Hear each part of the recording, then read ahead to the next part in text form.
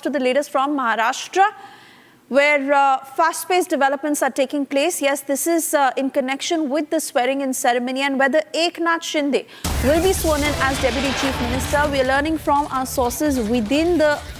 Eknath Shinde Sena, who have confirmed to Republic that Eknath Shinde will very much take oath as Deputy Chief Minister of Maharashtra in about 2 hours from now in that big oath-taking ceremony.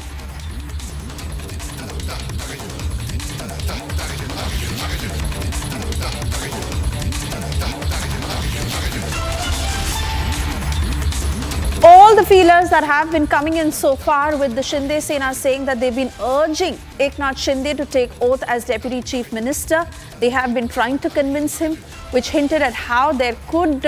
be an undecided Eknath Shinde who has still not taken a call on whether he wants to be Deputy Chief Minister. It would mean a step down for the caretaker Chief Minister at the moment. But that invitation that was sent out by the NCP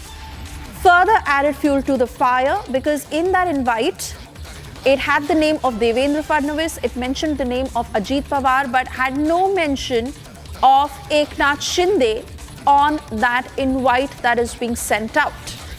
This created further confusion to whether Eknath Shinde would take oath as Deputy Chief Minister of Maharashtra. Let me cut across to Satya Prakash, joining us on the broadcast. Satya Prakash, what are you picking up from your sources on this?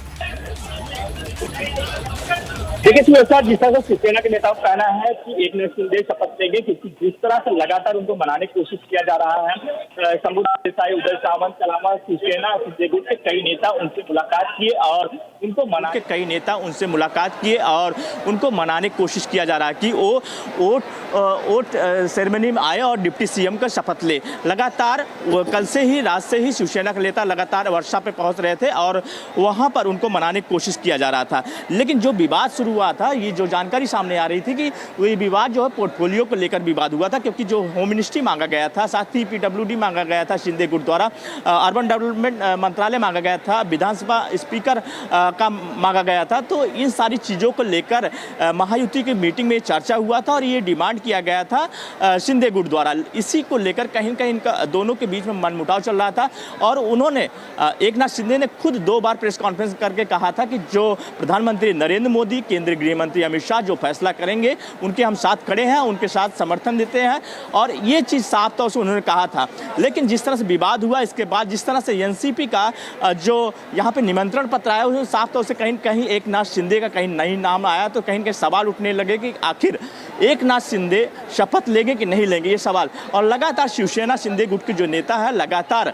उनको मनाने की कोशिश कर रहे हैं और यहाँ पर शपथ विधि जहाँ पे मंच है बना हुआ, यहाँ पर लगातार जो महायुति के नेता धीरे धीरे आना शुरू हो चुके हैं, क्योंकि 5:30 बजे शुरुआत होगा शपथ विधि समारोह का। और जो दूसरा मंच है दाहिनी साइड, वहाँ पे साधु संत